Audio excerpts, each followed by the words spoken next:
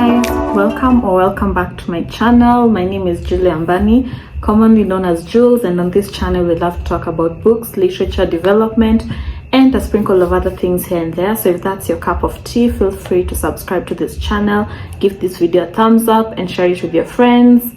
And yeah, let's do this. Today we're going to be having another battle of the books, which is a polite segment that I do to compare books that I think are worth comparing and giving my thoughts about the pros and cons of each book, and finally giving what I consider to be the winner of the battle. This is not done with any malicious intent. I do appreciate the works of the authors, so don't get in your feelings about any of that. Today our contenders will be His Only Wife by Peace Adzo Medie and Stay With Me by Ayobami Adebayo. So I'll start by pointing out that both these books are debut novels for the authors, so I think that gives them a very fair competing ground to compare these books because they are their first time writing books. I'll kick it off by saying I really love both of these covers.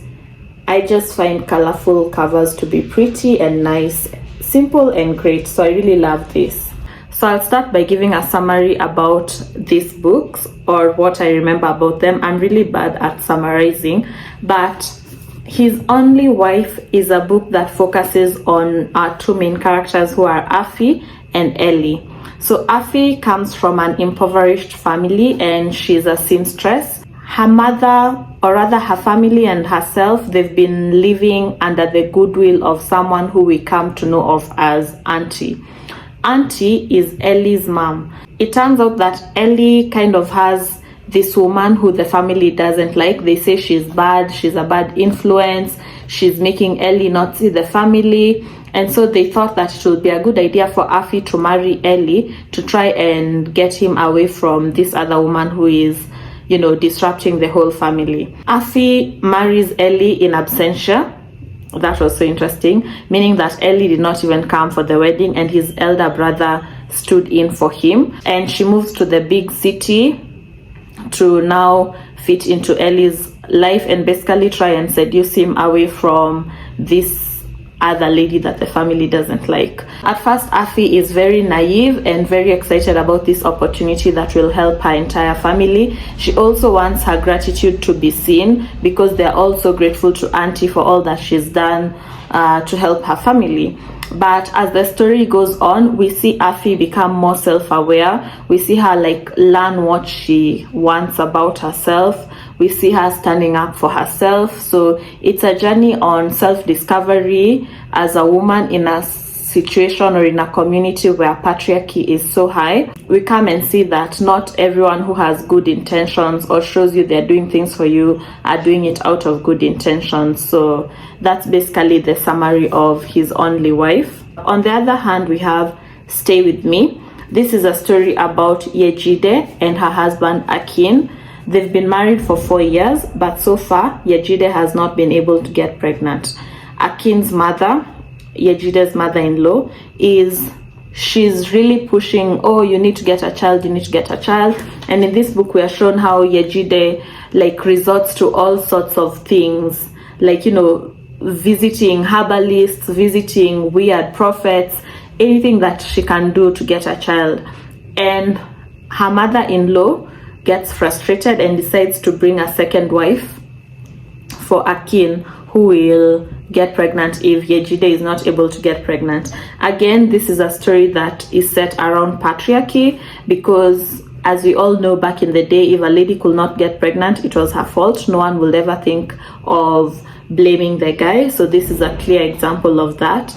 And we are shown how Yejide's prayers come to be answered, but at a very, very heavy cost. And honestly, it was a bit heartbreaking. So that's the story we get with Stay With Me. So now I'm going to talk about what I liked or didn't like about these books. So for His Only Wife, I really liked how easy to read this book was. I read it while I was traveling, and I think I read it within the span of a day. And I'm not even exaggerating. That's how easy to read this book was. It was witty. It had a few humorous moments, so I really enjoyed that. The story was very straightforward. Like you could see, yes, this is the beginning, this is how the plot is developing, and this is how it's ending. It was actually a bit linear. The twists and turns were not really there. They actually came towards the end, and they were not too, oh my god, it was just like, in such a society, this is just kind of what we expect about men. So this was a very easy to read book, and it's one of those African literature books that I would easily recommend because there's no heaviness. Like, it's just a good and interesting read, and it's not too long. Another good point, it's around 260 pages, which I thought was quite good for this book. For Stay With Me, what I liked was the intricate way in which this story was told. We are handling a situation of barrenness, or but let's just go with barrenness. We're handling a situation that many women actually do go through right now, and it was just well written. I would say it was well written. The story had a lot of twists and turns, which I liked, but also kind of did not like, because by the time it got to the major reveal at the end, I was just like out of any exclamations to give. I was tired. This was a well-written story about the intricacies of marriage. What I did not like about this book, I think at some point I found this book to be too linear. I know I've said it's one of the things I liked about it, but also it's one of the things that I found was like a bit too linear. Especially there's a point towards the end, around page, okay, I don't remember the page, but there's a point towards the end where Afi's life was just seemingly too perfect. Like, everything was just like, once she came to her self-realization, everything was just working well for her. I don't know if I'm jaded, but I feel like this is not how life works. But then I tend to feel like I get why this will be written like this for the story, but as a reader I just felt like it's too linear for me. But I think that's the only thing I didn't like about this book. Afi was naive, and her naivety was towards the beginning of the book centered towards pleasing this man and doing everything for the approval of this man, which I also kind of felt somewhere about it, but I understood it in the concept of this story. What I did not like about Stay With Me is typically what I generally don't like about African literature books. This black suffering, I don't really enjoy it. This women must suffer, I don't enjoy it. I really don't, especially the more and more things get revealed and you actually realize it's not exactly Yejide's fault. It doesn't sit well with me. I also felt like the twists and revelations, they were a lot. They were too much, in my opinion. Maybe others liked it like that, but for me, I didn't like, because the more you put twist after twist and twist, it throws the punches such that when the major punch comes around, you're not even feeling it that much. That's how I felt about this book. I also felt like for the kind of complex things the author was writing, some of it was not well brought out. I felt like some places we were just getting glimpse and it's not brought out well enough for us to fully resonate with it, to fully be in that space. When I was rating these two books, I gave them a 4-star. This I gave a plain 4-star. This I gave a 4.5 star, but rounded it down to 4-star. If I were to choose which book I would easily reread between these two books, from an honest opinion, I would say His Only Wife, simply because to me it felt lighter and more enjoyable. Don't get me wrong, the writing in Stay With Me is very good. The storyline is also good, but there's just something about it that I don't know if it's just the heaviness, but I did not enjoy it as much as I did this.